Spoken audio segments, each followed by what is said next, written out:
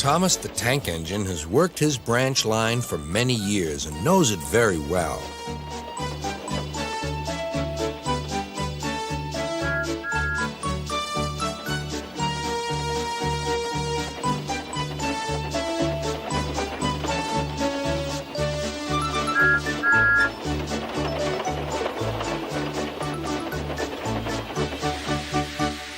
You know just where to stop, Thomas, laughed his driver. You could almost manage it without me.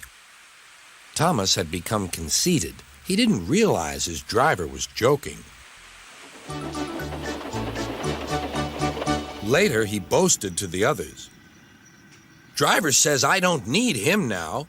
Don't be so daft, snorted Percy. I'd never go without my driver, said Toby earnestly. I'd be frightened.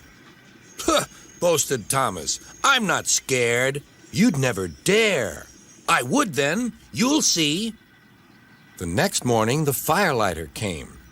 Thomas drowsed comfortably as the warmth spread through his boiler. Percy and Toby were still asleep. Thomas suddenly remembered.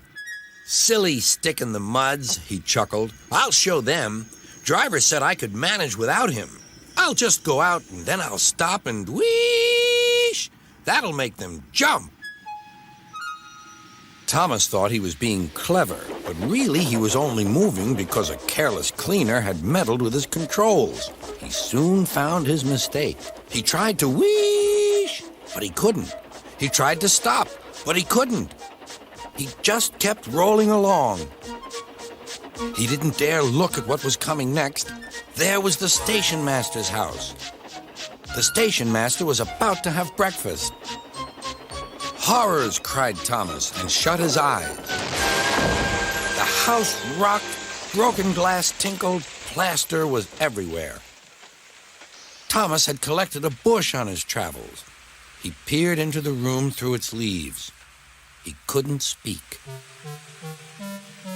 The station master was furious. His wife picked up her plate. You miserable engine, she scolded. Just look what you've done to our breakfast. Now I shall have to cook some more. She banged the door.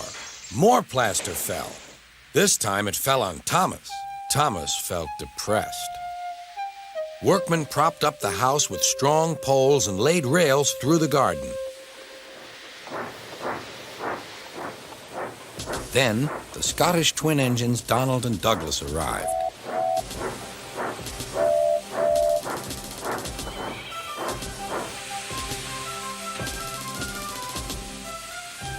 Dinna fash yourself, Thomas. We'll soon have you back on the rails, they laughed.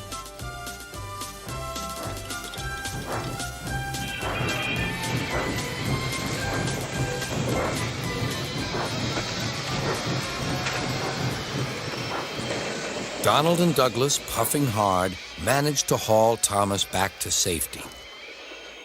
Bits of fencing, the bush, and a broken window frame festooned his front, which was badly twisted. The twins laughed and left him. Thomas was in disgrace. There was worse to come. You're in a lot of trouble, Thomas. I know, sir. I'm sorry, sir. Thomas's voice was muffled behind his bush. You must go to the works and have your front mended. It will be a long job. Yes, sir. Meanwhile, a diesel rail car will do your work. A diesel, sir? Thomas spluttered. Yes, Thomas. Diesels always stay in their sheds till they are wanted. Diesels never gallivant off to breakfast in station masters' houses.